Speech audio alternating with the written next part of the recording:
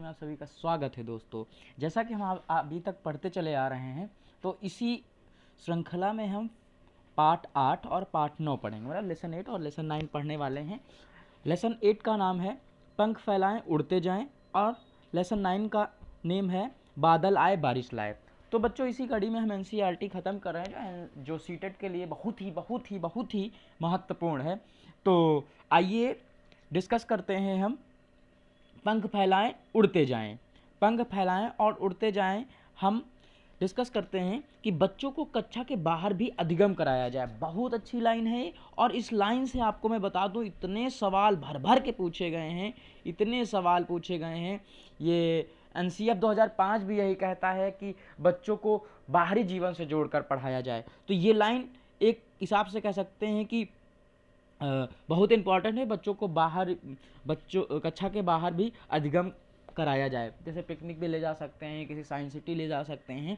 बहुत सारे काम ऐसे हैं जो कक्षा के बाहर भी सिखाया जा सकता है। किताबी ज्ञान से ज़्यादा ज़रूरी क्या है, हमें कक्षा के बाहर से भी कुछ ना कुछ सिखाना चाहिए। उसे अपने बाहरी जीवन से जोड़ कर सिखाना चाहिए। मैथ्स भी सिखानी है तो उसे हिसाब किताब सिखानी है, तो बच्चों से एग्जाम्पल का है कि अगर आप कुछ सामान लेने जाते हैं, आप पैसे देते हैं, वो पैसा वापस करता है, तो गणित जो होती है व्यवहारिक रूप में सिखानी चाहिए। या फिर कोई भी पोयम आप सिखा रहे हैं, कुछ भी सिखा रहे हैं, तो एग्जाम्पल ऐसे होने चाहिए जो बच्चों के बीच से हों। ठीक है, बात समझ आई होगी।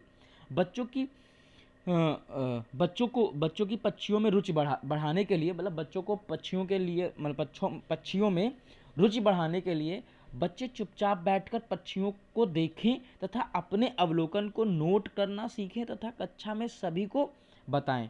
बहुत अच्छा रहेगा कि बच्चों की पक्षियों की में रुचि बढ़ाना है, किसी भी चीज़ में रुचि बढ़ाना है, तो क्या करें, बच्चों से आप कहें कि बैठकर बच्चों को केवल अवलोकन करें, आप ऑब्जर्व करें उस चिड़िया क्या कर रही हो, और वो चीज़ आप नोट करें। नोट करने के बाद आप पूरे क्लास में आप चर्चा करें, उस पर बातचीत करें, डिबेट करें कि ये पक्षी ने ऐसे किया, अच्छे ऐसे ऐसे किया। तो जिससे क्या होगा कि बच्चों के अंदर जो हाइपोथेटिकल थिंकिंग वो उसका विकास होगा, और बच्चे सोचेंगे और लिखेगा उस वो सोच कर कि बच्चा क्या कर रहा है, तो उसको लेखन क्षमता का भी विकास होगा।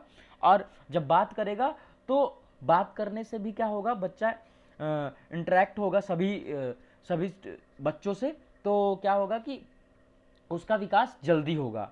सर्वांगीण डेवलपमेंट, ओवरऑल डेवलपमेंट की बात भी एनसीएफ 2005 करता है, तो उसी कड़ी में भी हम सीख सकते हैं। अब बात करते हैं किसकी, आगे देखते हैं पक्षियों के पंख। हाँ, अलग अलग रंग व डिजाइन के होते हैं, बिल्कुल सही बात है।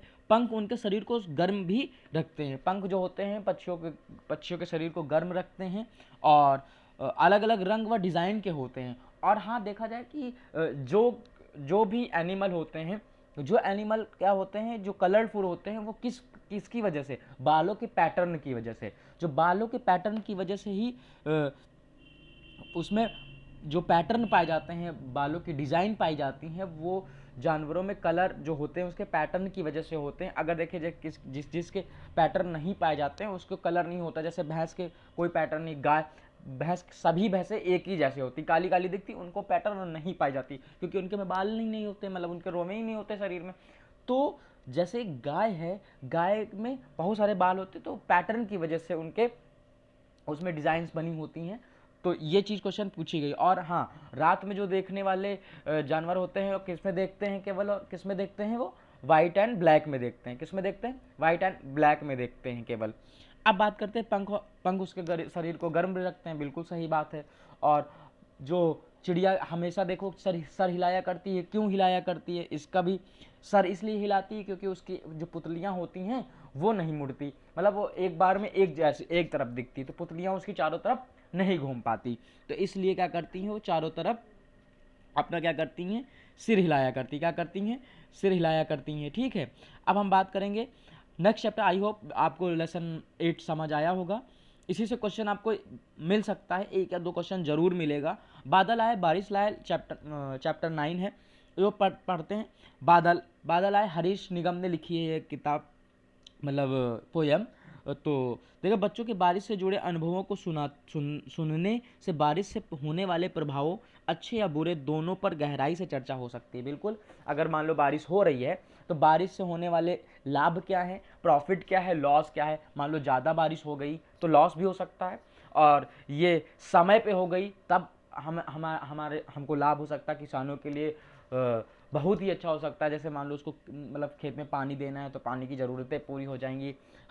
हमें जो पानी, जो भूमि का जल स्तर है वो बढ़ता चला जाएगा। तो बारिश की बहुत सारे लाभ हो सकते हैं। लेकिन बच्चों से पूछें, बहुत बच्चों को क्या होगा कि अ, बहुत बच्चे बारिश के लाभ भी बताएंगे, बहुत बच्चे क्या करेंगे कि उनसे नुकसान भी बताएंगे। बहुत बच्चे बच्चों में घर में पानी आ जाता होगा, उसका अनुभव शेयर करेंगे कि पानी आ जाता तो हमारे घर में चला जाता तो मुझे दिक्कतें होती, मेरे घर में कीचड़ हो जाता है। तो विविध प्रकार के बच्चे आते हैं, विविध प्रकार के बैकग्राउंड से बच्चे आते हैं, तो उनके अपने अनुभव शेयर करने को कहें।